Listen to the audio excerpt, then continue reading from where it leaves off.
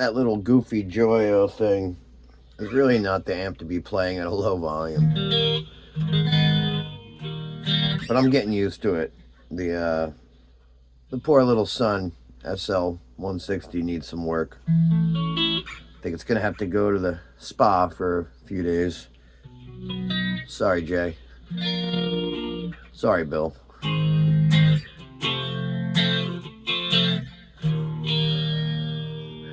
I just vacuumed like a hairball out of it today since I pulled it out of the room. And I threw my 2x12 here in because it's the smallest amp I really have for my bedroom.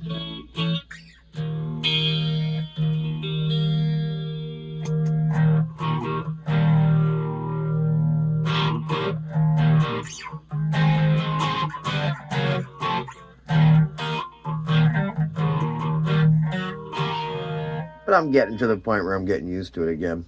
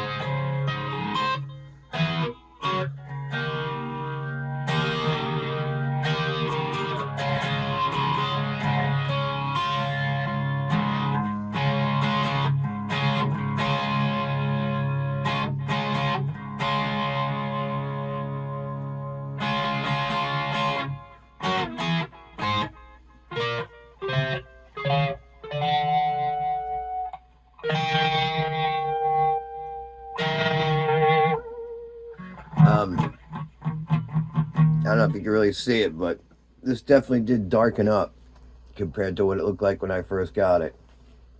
So maybe the light's not doing me any favors there. We were rapping about that on mylespaul.com, where we talk about frivolous things.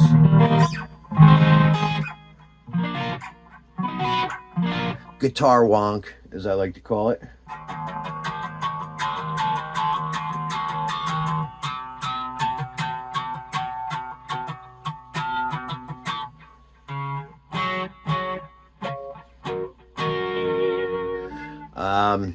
So yeah, I was thinking about a lot of things this week.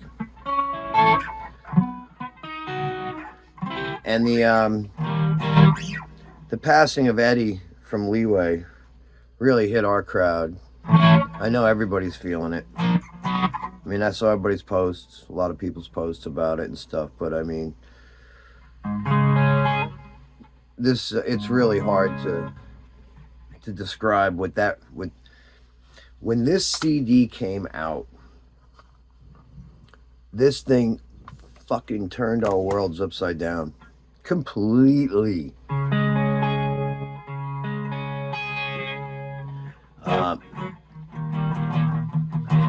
When that record came out, that was, pre-Dog Eat Dog. And, crossover was this thing that was starting to materialize in New York. And Crumbsuckers and DRI and Nuclear Assault shows and stuff, and there was still like kind of, I don't know, it just didn't click yet. And then this record came out, and it just changed how it just shifted everything. And I have very fond memories of at the Mucky Studio in Bergenfield.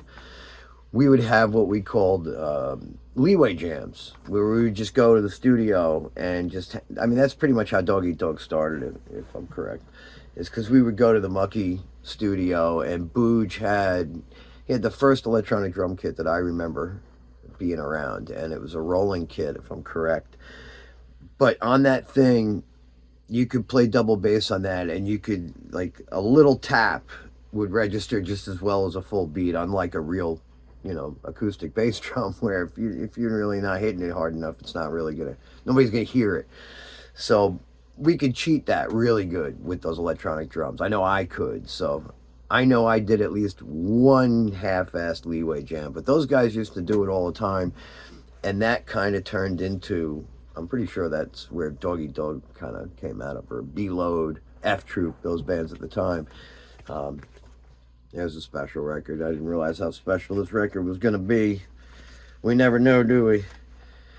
But I know I put up my pictures of Leeway, and the only time I ever shot them. And oh my God, you want to hear a story? It's what ended pretty much the very end of my photo career in New York. Wasn't the entire reason. There was a lot of other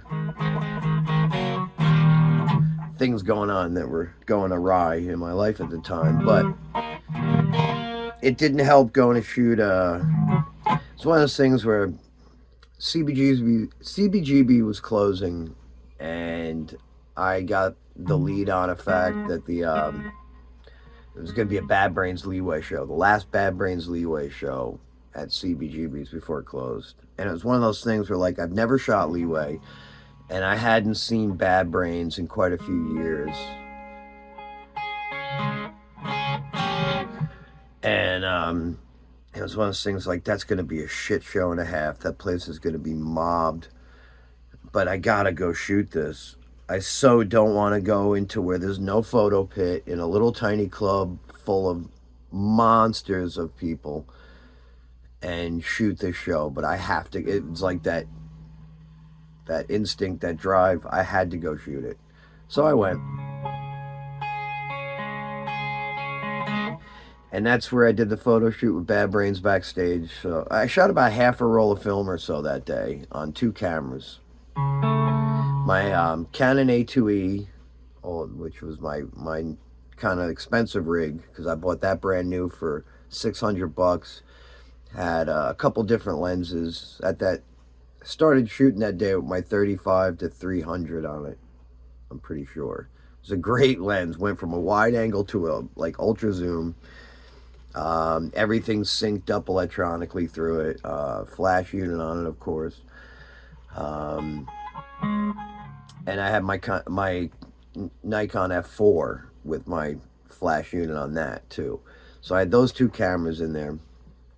And I do a little quick photo shoot with Bad Brains.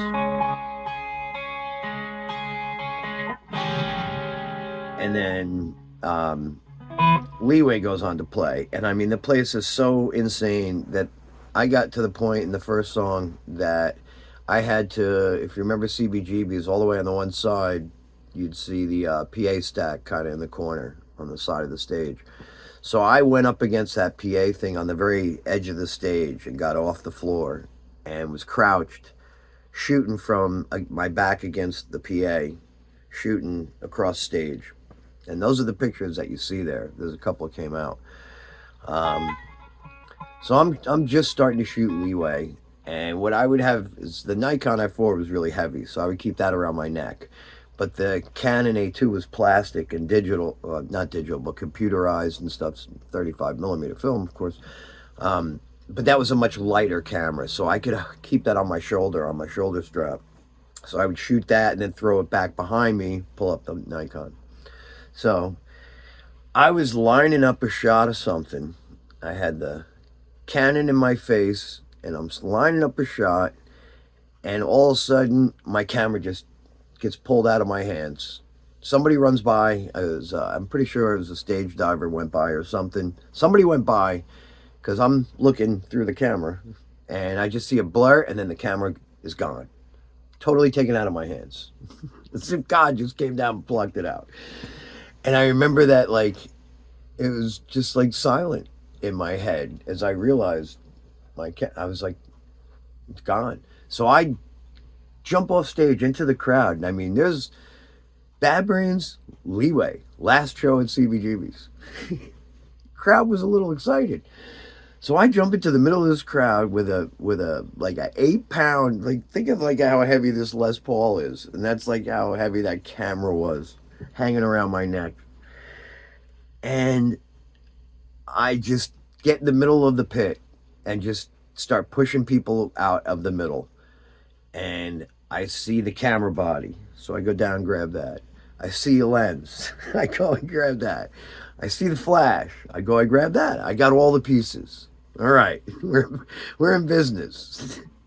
So I go to that alley. I know there's the backstage hallway or whatever kind of area. Like, I put up a picture. I used to every now and again. Me at CBGB's leaning against the column, waiting to shoot pictures, which was my spot often. But anyway, I went back there towards the backstage area to look at my damage, and I remember grabbing looking at the camera, and I'm like, oh, I'll just put the lens back on. And I'm trying to put the lens on, and it's not going on, and I can't figure it out. I'm like, then I realized the mounting ring from the camera ripped off and stayed on the lens.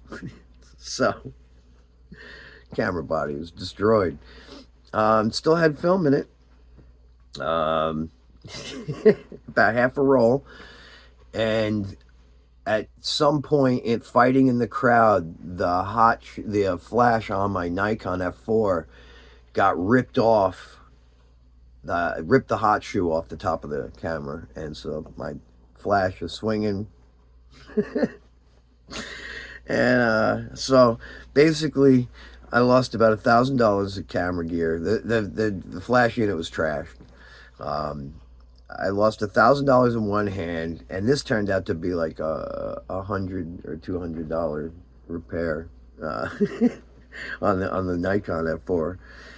And it was just like, it was like 8:30 at night. I remember I walked out the back door of CBGB's into the parking lot or the alley behind the venue. And I just standing there by that chain link fence, just like looking at all my broken gear. And I'm like, it's like not even 9 o'clock. So I went to 7B, put all my broken gear on the camera. I mean, on the bar. All my broken cameras on the bar. And started drinking. And that's all I remember about that night. But, so I remember I did develop that stuff at the time to get the Bad Brains press photo. And then it was so traumatic that I just buried that film and never looked at it again. And it wasn't until recently, in the last few years, probably in lockdown, that I came across those actual photos and finally went through them. And found those 2 Leeway shots, and I was like, these pictures I think really exemplify what Leeway was like at CBGB's, at least in the later years, because that was like 2000, what was that, like 2005, 6, somewhere around then, or 4.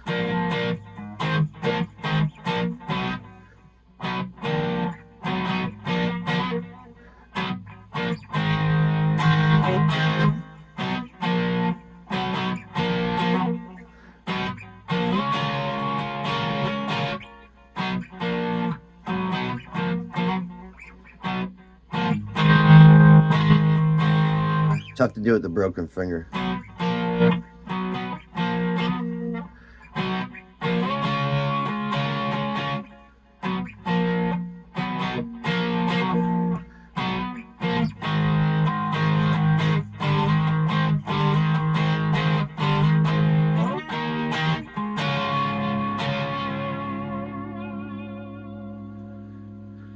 Rest in peace, Eddie.